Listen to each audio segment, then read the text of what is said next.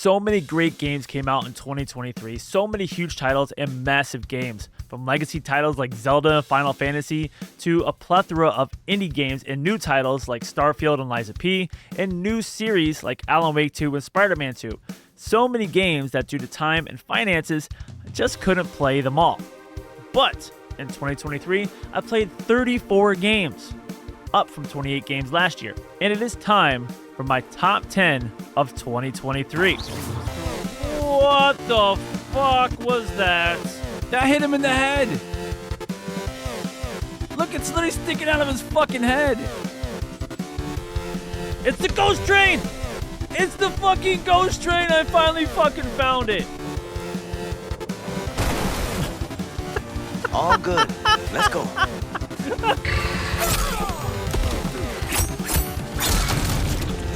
What the fuck? What the? What? How'd I do a brutality?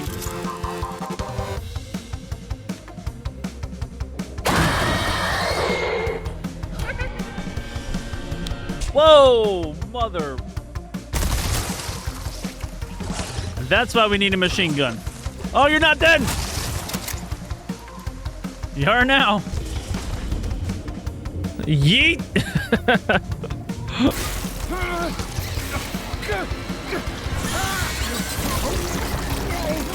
Oh, it fucking... Well, alrighty then.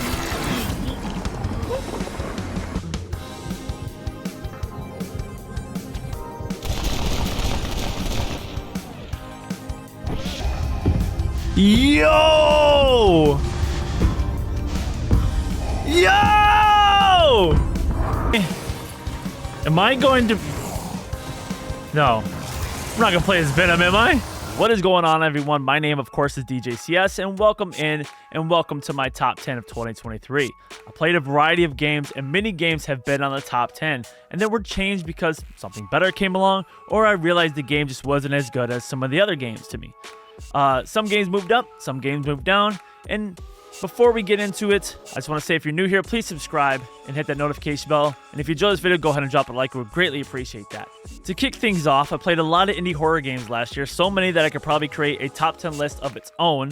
And this one, I battled with which one was the best I played last year. You know, what should be on the list. But at number 10 is September 7th. Amiga Games makes really good psychological horror games, and this was not the only Amiga game I played this year, but was definitely the better one. Released in 2023, on September 7th, you play as Dima, who recently moved into an apartment with his family, and upon returning home one night, finds a gift at his door from his girlfriend, Anya. Things start to get weird as a series of spookiness and jump scares follows. The setting is that of Christmas, which is odd since it's called September 7th, and it seems to take place around that time. Amiga Games, I believe, is a Russian company that makes most of their games in Russian that is then translated to English, so there are some things that don't make sense to someone like me who's an American and, doesn't understand lots of things. Anyway, while the story isn't phenomenal, the scares make this game worthy of being in my top 10. My edited playthrough of September 7th is available here on YouTube. There we are. Finally.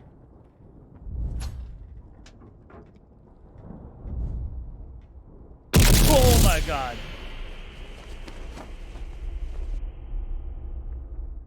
At number 9 is another indie horror game with Welcome to Kowloon, edited playthrough also available here on my YouTube channel. Released in 2023, Welcome to Kowloon is made by a few developers such as, I'm probably going to say this wrong, but I think it's Alaska. I'll put the name here on the screen so you guys can see it. And Notex, Admia, and most notably to me, N4BA, who made From the Darkness. In Welcome to Kowloon, you play as a young college student who just moved to Kowloon. Kowloon is a real city in China, though this story is fictional. Shortly after arriving to their new apartment, our young student is quick to find out why the housing is so cheap. Things get spooky quickly and don't stop until the game is over. The game isn't long, like most indie horror games, but I feel it's well paced. The jump scares aren't as good as, say, September 7th, but definitely are spooky. The reason why this one is at number 9 and not September 7th is because of the graphics. While the graphics aren't groundbreaking, the character models are kind of old-gen models, if you want to say. There are times where you're walking around and it looks like you're watching someone with a GoPro. The darkness in the game helps keep the rendering down so it can focus on keeping what you see crisper and detailed. There's a part where you walk around with nothing but a flashlight, and the circle from the flashlight is all you see, adding to the suspense and tension. The story isn't phenomenal, but the graphics and suspense are what got this game to number 9. Or not. Gotta run. Gotta run. Fuck you. I can't see shit. I didn't know this was a run game. I don't know where I'm going. I'm just running. Fuck. Am I safe? I think I'm safe. Coming in at number 8 is a game that came out to much scrutiny and controversy. However, after the first month or so, the chatter seemed to die out until the Game Awards, that is. And that's Hogwarts Legacy, made by Avalanche Software and Warner Brothers Games in 2023. While most would consider Hogwarts Legacy a child's game, it was fun. I had a good time playing it and exploring Hogwarts with the surrounding areas. The story, while not perfect or complex, is good and has many different storylines. While there are no consequences for choosing to be a dick or being a nice guy, there are options for these things, and some choices you make may affect the end of the story. There are certain missions available to certain houses, which to some leave room for replayability, but I felt one playthrough was good enough for me. To those wondering, I was House Slytherin. The graphics were decent. I've definitely seen better, but I've seen worse. The fighting was kind of a cluster and having multiple spells on the same button scheme, but you had to switch between selections, but were overall easy. There's a lot of side quests and things to do when you're not doing main missions, and a lot to explore, which to someone like me means I'm going to spend a lot of time exploring the game. I found myself just fighting goblins and dark wizards just to fight and have fun, and the XP of course. There are loading screens, which is probably the one downfall of the game, and I played this on PC by the way. We're at a time in 2023 when so many games have smooth transitions from place to place, and loading screens can really slow down the momentum. The overall experience I had with the game was positive, and I felt like the game wasn't too long, but also not too short, and that's what landed it at number 8.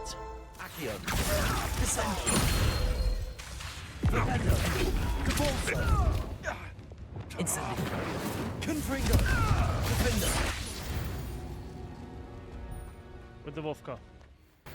At number 7, we have Jedi Fallen Order by EA and Respawn Entertainment in 2019.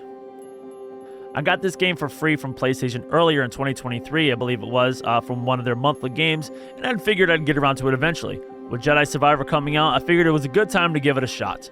Having heard it was a Souls-like game, I was a little hesitant to play it. Admittedly, I am not a good enough gamer for the Souls-like games. For those wondering what a Souls-like game is, it's a term for games that come out that are like Dark Souls, games like Bloodborne, Sekiro, Elden Ring, so on and so forth. These games are known for tough fights, mainly with bosses, and Jedi Fallen Order was no exception. Jedi Fallen Order had 4 difficulty levels: Story Mode, which was the easiest, Jedi Knight, which was standard, Jedi Master, which was more challenging, and Jedi Grandmaster, the hardest. I started the game out on Jedi Master because it said it was for the more experienced action gamer. Around halfway through the game, I had to lower it to Jedi Knight because I was getting one hit killed. By the time I got to the final boss, I'm ashamed to say this, but I had to drop it to Story Mode. After fighting the boss for like an hour, I just wanted to finish the game and the story. The story was really good, though very similar to the normal Star Wars lore. A strange young person basically on their own and on an odd planet then becomes a Jedi. But Cal was raised a Jedi, and that's where the story gets interesting. As we play through the game, Cal remembers more of his training, and we get more and more flashbacks of his time in the Jedi. The ending is a phenomenal cherry on top of a great story. I'm not sure if this is considered canon in the Star Wars series, and we may not have a definitive answer until Cal shows up in a live-action series or movie. The graphics are good and the fighting is fun. Reflecting phaser shots back at stormtroopers is always a favorite. They have a wide variety of creatures and enemies never seen in the Star Wars verse before, and it helps keep it fresh. Overall, the story and nostalgia got this game to number 7. Scanner's failing. He's hit! Someone else get up here! Unit down. Just you and me.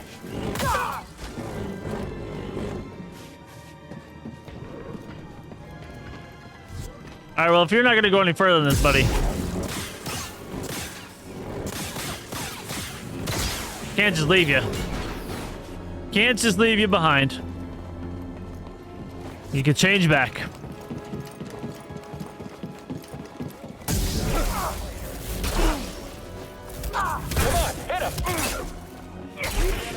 Well, shit. Oh, I hate these fucking guys. He can heal. I'll try. I've been hit. Sure, just cancel out my move. I'm in the middle of said move. Someone else attack him. Weaken him. Can't keep this up forever. He's too fast for us. Target's hurt. Finish this. Nope. Step back. I've got this. Oh, now he's recovering.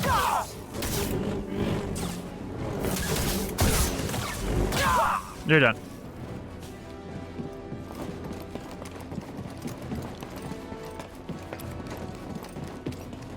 An enemy. Here? Oh, look. He's scared. Kill the intruder. Nope, I still want to fight all you guys. Intruder. After him. The blast door. He's weak.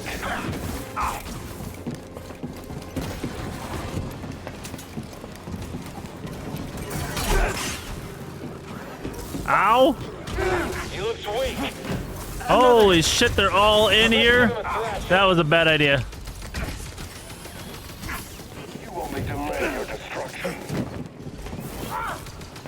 Did anyone hit him? Get the Jedi. Oh shit, I gotta go that way.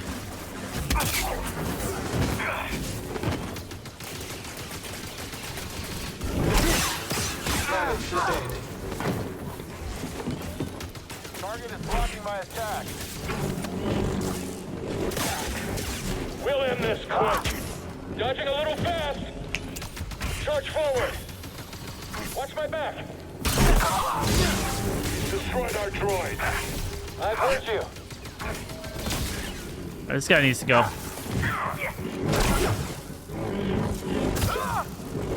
Should run from this squadron. Quit running. Strike him quickly. The Jedi's injured. Help me, BD.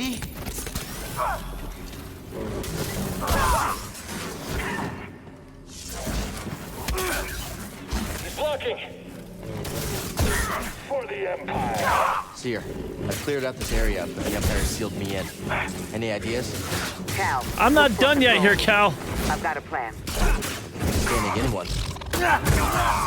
There we are. This is where the Empire created the Inquisitors. The next game is the first game I ever played in a long series of games. Having played it way back in the mid-2000s, but it got a total upgrade for 2023. And that is the Resident Evil 4 remake and the Separate Ways DLC. Of course, made by Capcom in 2023.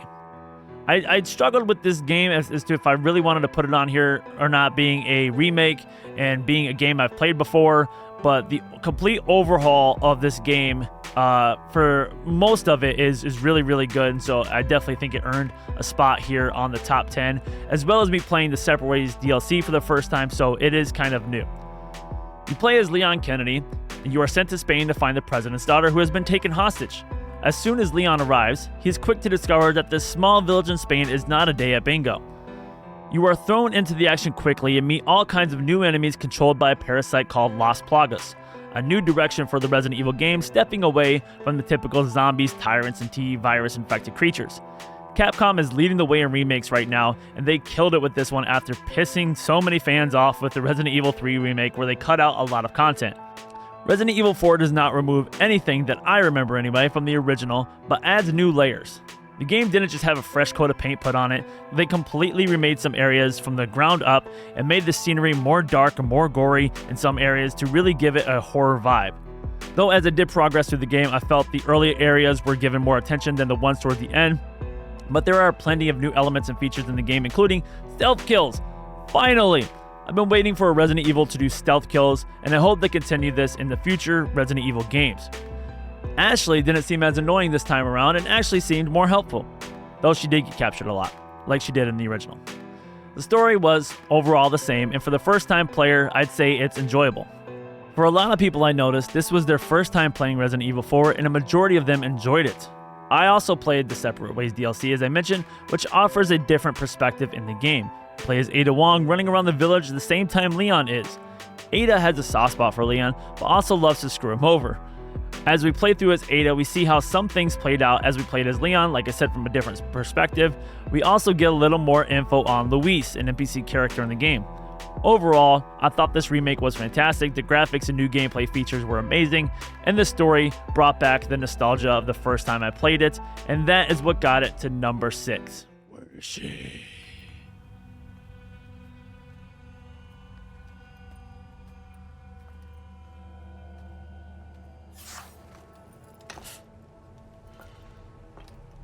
Stood up again.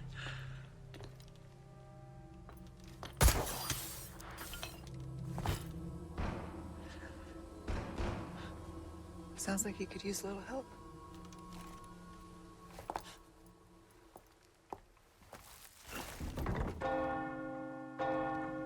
Oh, she rang the bell. Good job, Ada.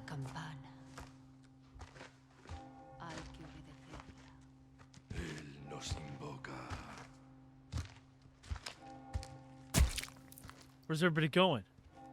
Bingo?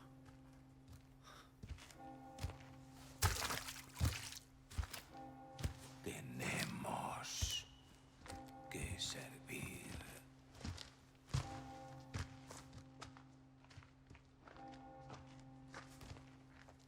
Al Lord Sattler Todopoderoso.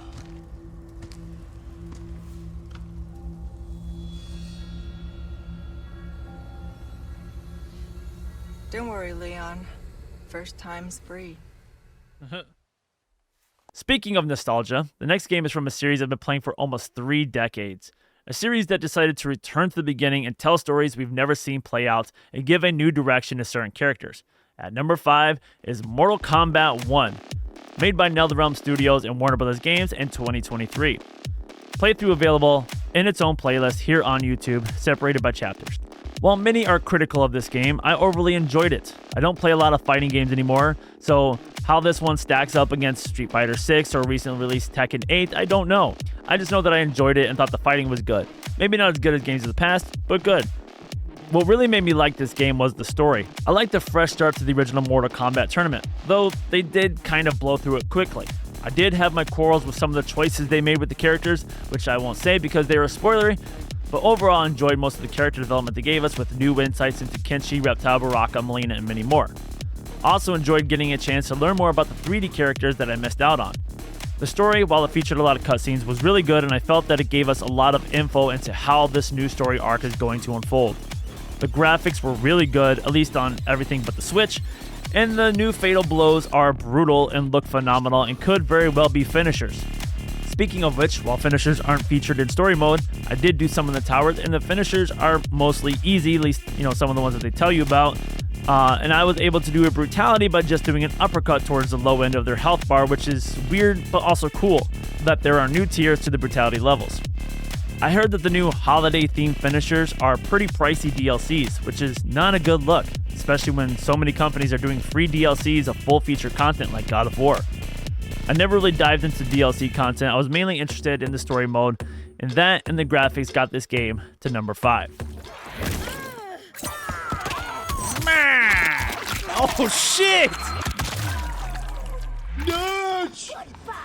He ate the testicles! She ate the testicles!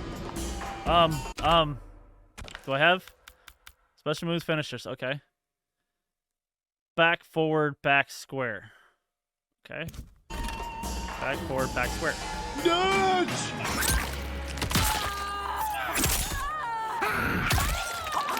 Damn, did you the brain? And the face, holy shit. Fatality. Melina wins. She didn't just eat the brain, she ate the face too. Coming in at number 4 is a game I didn't expect to enjoy. I won this game through a fellow streamer, Them Demo, so big shout out to them. Them Demo is a variety streamer who mainly focuses on new games, but is currently playing through a bunch of Souls-like games thanks to his community for hitting a sub goal last year.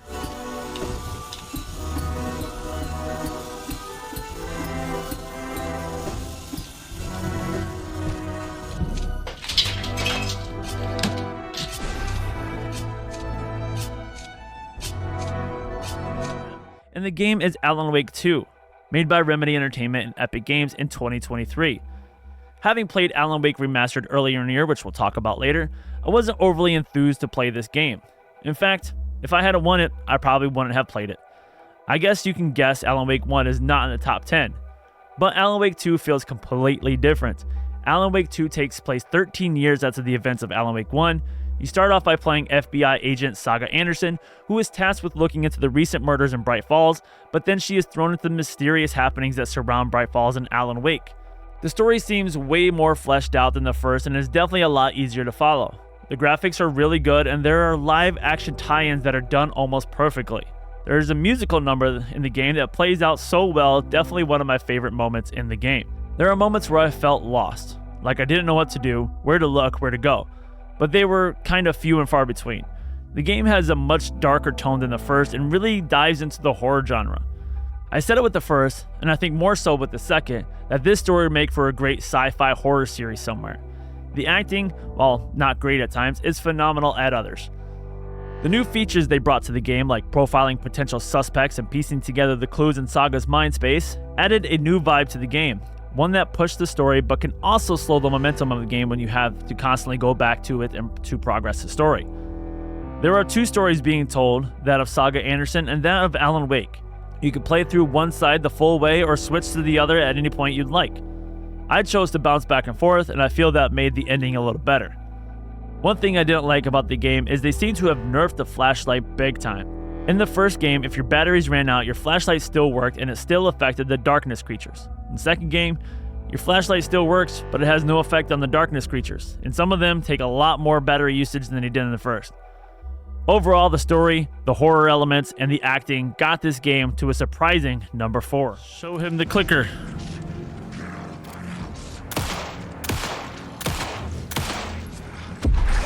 Down goes Frazier. Vanished. He vanished. What the fuck? At number 3 is another game I probably never would have played. A game I'd never even heard of until I was gifted it by a viewer and fellow streamer, Sir Reldar. Sir Reldar is a super chill streamer who plays a variety of different games. Everything from Lies of P to Jedi Survivor and Fallen Order, Plague Tale, Cuphead, Soma, Undertale, Hollow Knight, Celeste, and so much more. Big shout out to Sir Reldar. Jedi. I put a full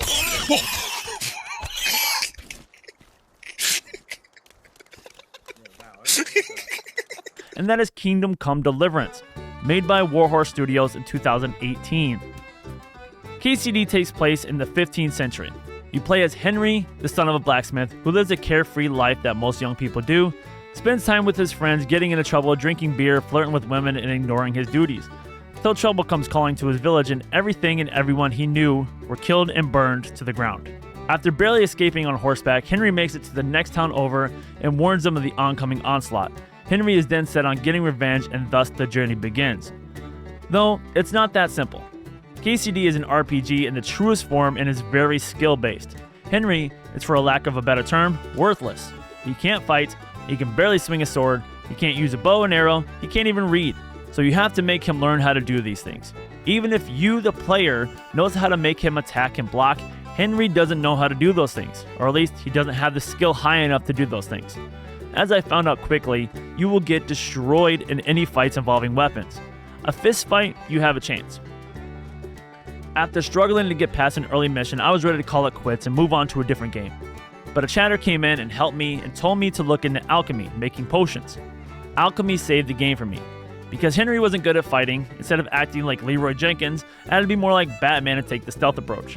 Instead of fighting enemies, I would wait for nighttime, sneak into their camp, poison their food, and wait.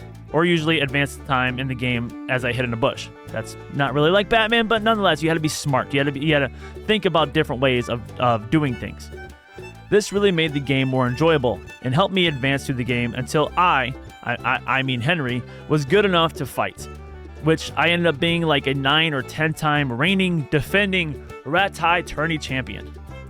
The graphics aren't phenomenal being released in 2018, but they aren't bad either. They're actually on par with some of the games that were released in 2023, even better than some in fact that it had no loading screens mostly. You could enter any interior without a loading screen, but sometimes when you would engage into a mission, it would fade to black, then fade back in. Not necessarily a loading screen though. The combat itself is tricky at first, but once you get the hang of it, it's easy. Still not great, and definitely room for improving in the next game. It offers a variety of weapons from long swords, short swords, axes, maces, bows, and even hammers. Unlike some other games that take place in medieval times, there's no magic, witchcraft, or majestic creatures. It's very down to earth and true to the time. By the time I finished the game, which was quite long, I wanted more. I felt it ended abruptly and didn't feel we got the ending we wanted. But that's what the second game is for, I guess. The game is very detail-oriented, down to the fact you need to bathe or people won't talk to you, or will lowball you on selling things. Your armor and weapons will wear down after battles, so you need to get them repaired or learn to repair them yourself. You need to eat, you need to sleep, you need to pay attention to the clothes you're wearing. I walked around in my sleeping garments once not realizing it and people were looking at me funny. Wear dark clothes and cover up as much as possible at night to lower your visibility to enemies or guards. Wearing the wrong colors in certain areas can get you attacked. Wearing the right colors can help you blend in. There are a ton of side quests where you will meet a variety of different people, from nurses to priests to knights and much more. How you interact with people and your skill level will affect how the story plays out. If you try to intimidate someone into telling you something but aren't skilled enough, they won't tell you anything, and then you have to seek an alternative means to getting info. Or in some cases, come to terms with the fact you can't do that mission anymore. Save often, because once you die, you will lose everything and start back when you last saved. A couple of times I lost hours of gameplay because I got ambushed while traveling and was overwhelmed by like 7 guys in armor and dogs and archers. The hunting is not great since there's no aim reticle, so it is hard to judge where your arrow is. But if you get a dog companion, it makes it easier. Overall, after raging and wanting to quit the game, I really enjoyed it once I figured out alternative ways to do things. I wouldn't say this game is a must-play for everyone, as not everyone is going to take the time to enjoy the game, but I overly enjoyed the game and would recommend it to anyone who likes RPG-style games. The story of this game and the surprise of how much I enjoyed playing it is what got this game to number 3.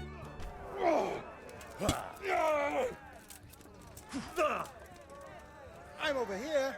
Yeah, good for you. I'm bleeding, making me the victor. What's your point? Oh, you're fucked now, mister. You're fucked now, mister. Gotcha. Bum bum but the bum but the bum but the bum bum bum to the bum to the bum to the bum bum to the bum to bum to bum bum bum. Yeah, it's a left one, right? Good wives, you have just witnessed the final duel in today's Ratai tourney, for which we all owe gratitude to Sahanish of Laipa. And his name is John C. Number 2 needs no introduction. Cyberpunk 2077. After much criticism upon release in 2020, I came across a deal on Steam and figured it was worth it. And after they patched many things, I'd say it definitely is worth it. In Cyberpunk 2077, you play as V, a mercenary in fictional Night City in the future. After some shenanigans and a bad deal, V is suddenly seeing an old rockstar and rebel/terrorist by the name of Johnny Silverhand, played by Keanu Reeves, after V enters a bad biochip into his system that will end up being his downfall. The story that unveils is really good, and while it is a little clustered at times, the side stories are really what carry the story part of it, like most RPGs. Until about halfway through, I was still kind of confused on everything that was going on, mainly because I was focusing on side quests and exploring things rather than the main story. The main story felt kind of bland to me, but like I said, it's the side quests and relationships you build that complete the main story. The graphics were phenomenal, and I played it before the new patch came out with the Phantom Liberty DLC. The driving was kind of mid, especially on motorcycles. What's the point of a motorcycle if I can't do a wheelie? But they have improved some things with the new patch, though I heard you still can't do wheelies. So, whatever. The fighting is pretty good and gives you the option to use melee weapons, guns, or just your hands. The skill tree will help you flesh out your playing style, whether you prefer to be more stealthy, sniper, go unloaded with shotguns, or use melee weapons, whatever. I still don't fully understand the level of customization in the beginning when making your character. Honestly, what's the point of choosing tattoos, body modifications, hairstyle, color of your eyes, size of your private parts, when it's first person? You only see yourself in mirrors and from the back on a motorcycle. You don't see anything when there's sex scenes, to be honest, which there is in the game, so forewarned. I just found that part of customization very odd. It was almost like someone made the character customization with a different game style in mind, and they just left it in because it was so detailed. There were still some minor bugs and glitches, but nothing game-breaking and made for some funny moments. All over, huh? I'm just gonna leave my car there, don't worry about it. So. You all right, Claire? Whoa, what the fuck? Why? You look pretty down. I'm not. I still haven't played the Phantom Liberty DLC just yet, but we'll definitely be checking it out. I really enjoyed Cyberpunk and did all the endings in the game. The story and the graphics are what landed this game at number 2. Playing hide and seek now? Ha! Live for this shit! Alright, well, stick is up. Quit whining and keep shooting!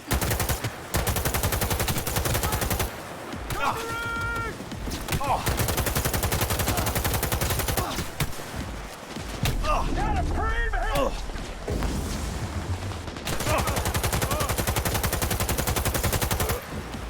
Getting ripped to shreds!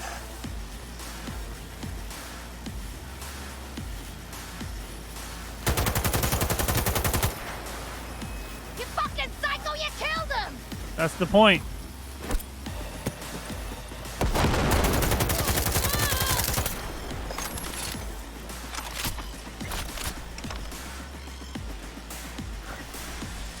Now, if RoboCop was like this, I wouldn't mind it.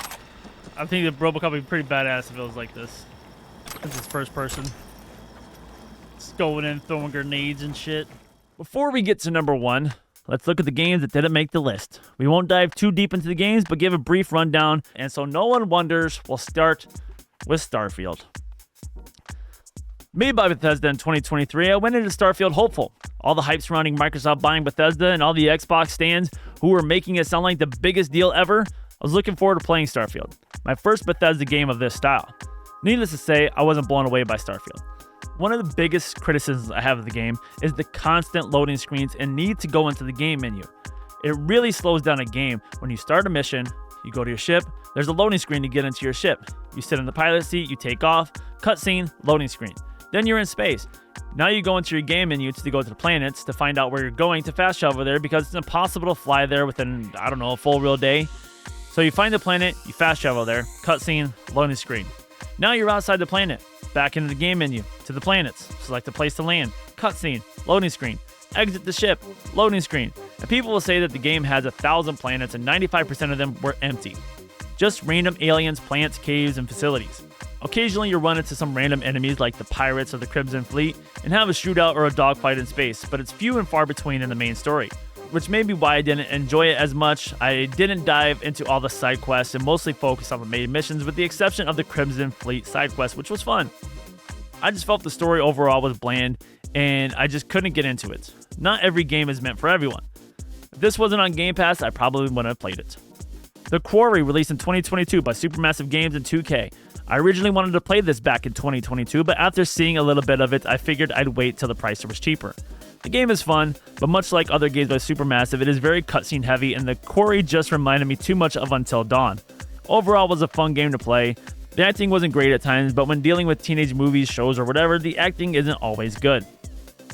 The Callisto Protocol by Striking Distance Studios and Krafton Inc.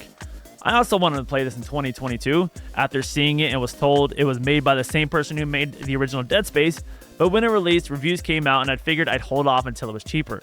I got this free through the PlayStation Monthly Games. The game is very Dead Space. Everything from the way the character moves and fights down to most of the imagery. The game is fun mostly, not too scary though I don't scare easy, and like I said, like Dead Space. The story was good, but the final boss was bullshit. I put the difficulty down to easy just to finish the game and be done with it. Fort Solace by Fallen Leaf, Black Drakkar Games, and Dear Villagers, released in 2023. They had me sold when I found out it was going to be Roger Clark and Troy Baker in what seemed to be a suspense thriller in space. It seemed to be in the lines of Soma. But unfortunately, the game isn't scary at all. It is mainly a walking simulator. You explore the base and find out evidence as to what happened, but there is no scares at all, and the game is pretty stagnant until the end. For $25, I'd say that's still a little overpriced, but maybe I'm being too harsh. Teenage Mutant Ninja Turtles Shredder's Revenge by Tribute Games, I'm probably saying this wrong, Dotemu and Gamera Games, released in 2022. Shredder's Revenge was fun. It gave me that nostalgia feel playing the original Turtle game in the arcade back in the 90s. However, it's not a long game and definitely a game you want to play with friends, which isn't a bad thing. I enjoyed playing it with my buddy Biker Mike and had fun for the few hours it took us to beat it. There was a DLC for it that I haven't checked out yet. You Must, a game by Thin Line, released in 2021, is a psychological horror that takes place in an old abandoned building. You play as a character who is looking to win a challenge to get money to help their little brother. The game is fun and has some jump scares, which I was kind of numb to by the time I played it because I had been playing other horror games earlier. On a fresh play, I might have been more scared. In fact, while I was editing it, and this is available here on YouTube as well, I was actually scared by the jump scares more than I was when I actually played the game. The puzzles are fairly simple, and the game is not that long, and there really isn't much to the story. Similar is Abandoned Souls by Just Tom Cook in 2023. My playthrough of this game is also available here on YouTube. And this game also takes place in an abandoned building, a hospital, where some strange happenings took place. You play as an urbex vlogger whose fans requested he check this place out. The game is scary and has some good jump scares. The story is there, but in comparison to some of the other games, it just didn't hit the same. Father's Day by Amiga Games in 2022. Amiga Games is usually very good at psychological horror games, but this game seemed more interested in tying in other games they've made like Find Yourself rather than delivering the scary. It still has a creepy vibe to it and is tense at moments, but didn't deliver like some other horror games. Alan Wake Remastered. Told you we'd talk about it. Made by Remedy Entertainment, originally released in 2010, remastered in 2021. You play as Alan Wake, a best-selling author who has come to Bright Falls looking for an escape with his wife. However, Alan has been tormented by shadowy figures that are now haunting not only his dreams, but what appears to be his real world as well. The game was interesting, but the story seemed so convoluted and not fully fleshed out, I found myself with more questions than answers at the end of the game. It's supposed to be a thriller horror, but it seemed like a less action-based, more confusing Evil Within. Red Dead Redemption 1 and Undead Nightmare. I played this on the Xbox One X before the PS4 and PC port were released. Made by Rockstar Games in 2010. You play as John Marston, who is tasked by hunting down old gang members and bringing them to justice by any means necessary. John's family is being held hostage by federal agents who have given him this task. I never originally finished the game back when I played it in like 2015, and with my love for Red Dead Redemption 2, I figured it was time to finish the story. I have to finish the story. I know Red Dead Redemption has a solid place in people's hearts, and some still enjoy it over Red Dead Redemption 2, but I just couldn't enjoy it as much as I did the follow-up game. The missions seem super repetitive, which can be said for RDR2 as well, but you have to herd animals so many times in the game, it's annoying. I felt like every time I turned around, I was hurting something. Being a 2010 game, the horse mechanics were not great, avoid the water at all costs, and then the shooting wasn't that good either. Having played RDR2 definitely made me more invested in the story. On my first run, I didn't care that he used to run with these guys and now has to kill them. It didn't hit. Until, like I said, after I played RDR2. Undead Nightmare was fun, but it seemed stretched out more than it needed to be. Speaking of RDR2, I did a replay of Red Dead Redemption 2 made by Rockstar Games 2018, and RDR2 is a prequel to Red Dead Redemption. You play as Arthur Morgan, an outlaw in the Vanderlyn gang, mentor to John Marston. As you play through, you see how the gang falls apart and what leads to the events in Red Dead Redemption 1. RDR2 is a beautiful game that still holds up 6 years later. The world feels massive because you're traveling on horseback and that takes time. Being able to go to different elemental environments is amazing. Everything from the city in Saint Denis to the swamps in the bayou to the woods, the mountain areas, the vast plains, the snowy areas, and to the deserts. The world is super interactive and everywhere you go there is something going on.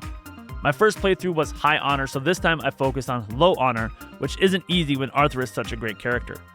I had an alternate ending of sorts, being low honor, and that made the eventual end that much more devastating. Silence Channel by Lexip Games in 2021.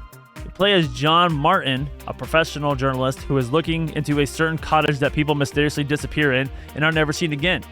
The game was good, I just feel like it relied too much on puzzles. Because of the puzzles, the pacing of the game wasn't good, and the interesting moments of the game were spaced too far out. Within Scary, a psychological horror game by Stanislaw Trukowski and Turnvex in 2022. You are dropped off on an island, or a Scary, where people have disappeared, and shortly thereafter you realize you are stranded here. As you make your way through the house, strange happenings begin, and you unravel a tale of a dark resort. There are multiple endings to the game, and it takes about an hour to get through each, though there is an achievement for doing it in like 23 minutes. There's not a lot of scares in the game, but when they happen, they are pretty jarring.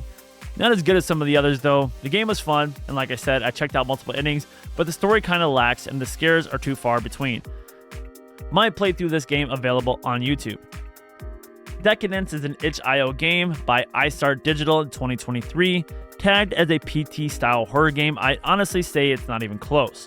It's a short game where you play as Dean, a married man who is coming home to his wife, Anita, The story that plays out seems to be that of a man who has lost his wife and seems to be unable to come to terms with the fact that his wife is gone, and now she's haunting him.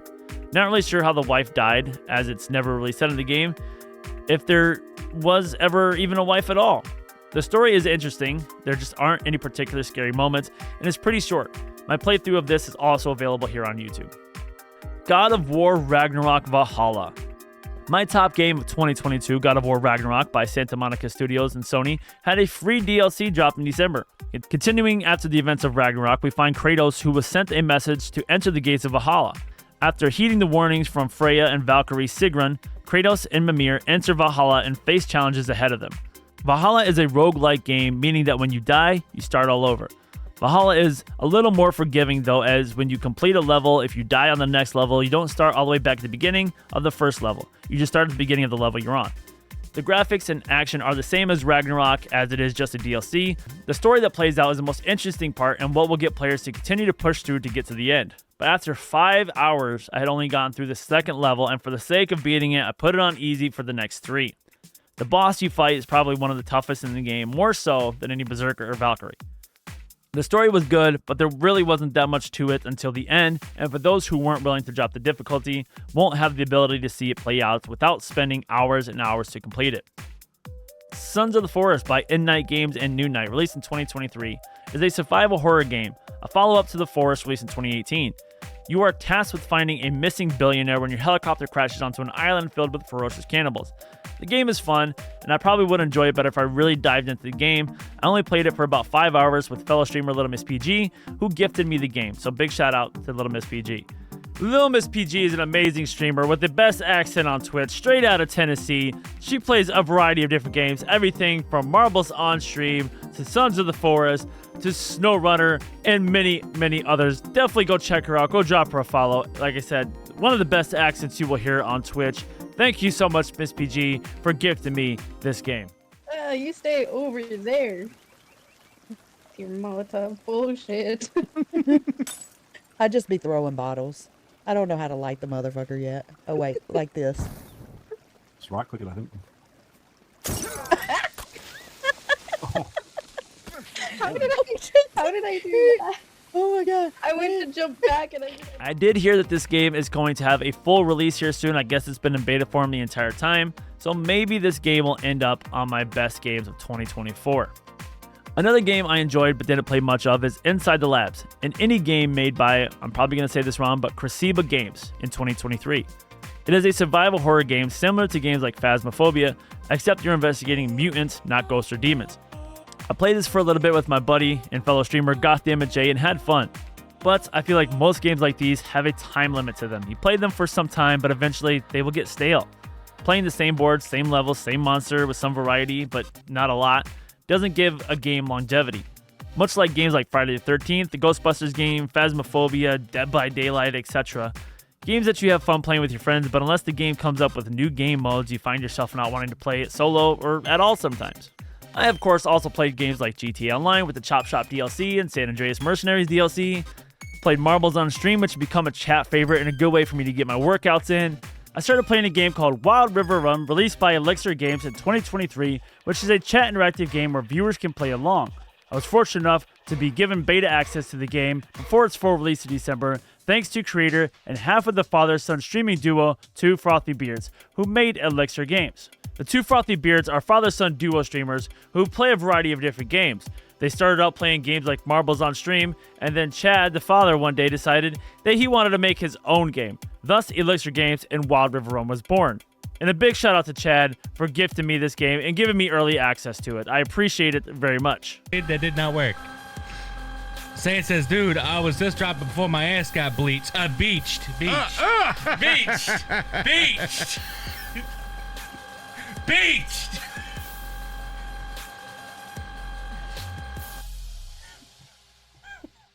I ain't talking to you. I am not talking to you, dude. Bleached? Really? I'm sorry.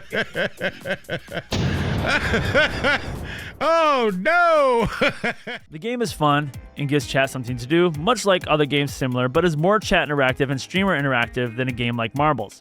There's more to do, and you need to be more attentive to your barrel as it goes down the stream. I could see this game becoming popular against chill streamers who want something for their chat to play along with. I finally finished Assassin's Creed Valhalla, which I started playing in 2022, and I overly enjoyed the game. I know it's not a fan favorite, but for my first foot in the door of AC, I definitely enjoyed it. With 170 hours into the game, I thought for sure I was going to be close to platinuming it, but I am far, far from that. I haven't even beat all the Zealots yet.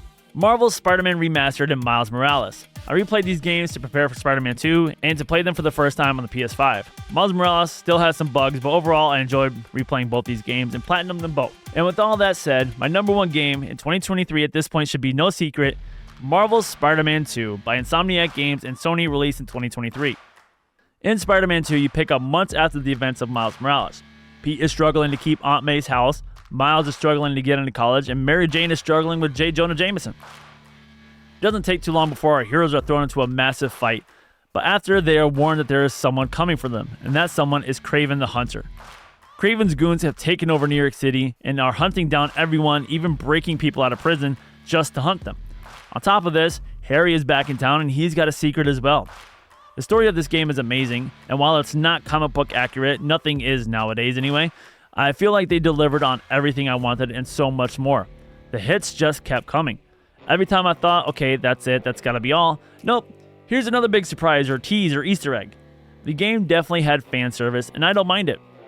The fighting wasn't that different from the 2018 Spider-Man game or the 2020 Miles Morales game, and I was kind of hoping for some new finishers, and there were some new finishers, but nothing like too flashy or like, that would really stand out. But a game doesn't necessarily need to be different from its predecessors to be good, especially if those games are already good. The graphics are definitely an improvement, and the traversal is so smooth. While the game isn't that long, it can be beaten around 24, 25 hours, maybe even 20 hours, something like that, and can be platinum in one play in under 30 hours, it is action-packed and still offers side quests and plenty of people to beat up around the map. Purely on the story alone, and my love for comic books, that got this game to number 1 for 2023. Do I wish it was longer? Of course. Do I hope there's DLCs in 2024? Absolutely. They're actually about to release a Story Mode Plus, and I'm kind of confused as to whether it's going to come out with DLC or not. I don't really know. But this game gave us so much in so little time. Some would say that they gave us too much and kind of ruined other potential storylines going forward, but still, I absolutely love this game and watching it all unfold. Symbiote Punch! Oh, this feels good. Oh, whoa, easy with that voice there, Pete. How did you live? Guess your boss needs better aim. Oh my god.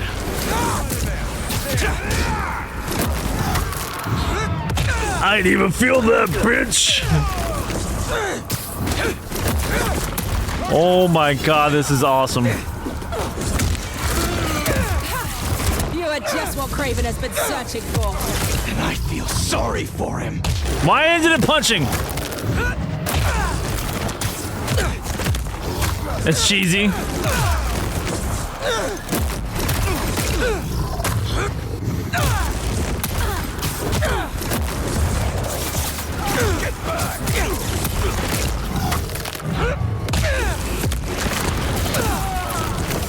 When they get bit with the venom. Oh my god, he's so much stronger.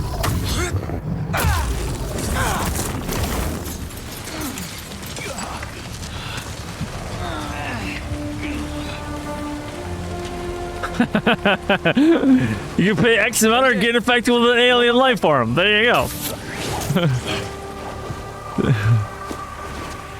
What are you? Trek the lizard. It's Reptile. The spider is mine. This is more aggressive. He's not holding back. That's what it is. So that is going to do it for this video. If you made it this far and you haven't dropped a like already, what are you waiting for? Please drop a like. It really helps the algorithm. And if you're new here and you've watched it this long, you must be interested. So go ahead and subscribe and hit that notification bell so you're notified every time I upload my videos. I'm already working on Spider-Man 2 getting uploaded, as well as Far Cry 6, and I'll be working on some of these other games that I've played here that are on this top 10 that I haven't already uploaded. And the only way you'll know when I release those games is if you subscribe and turn on your notification bell. Let me know what games you agree with. Let me know what games you disagree with. Let me know what games were your in top 10 of 2023. There's a lot of games I missed out on, like Final Fantasy 16, Zelda Tears of the Kingdom, Mario Wonder. There's lots and lots of games that were nominated for, games of the year and stuff that I missed out on. And Baldur's Gate 3, like, another game. Maybe I'll circle back to them in 2024. I don't know. We'll have to see. Only time will tell. With all that said and done, guys, thank you so much for watching this video. I really appreciate it. Have a go on. And as always, don't forget to tip your DJ.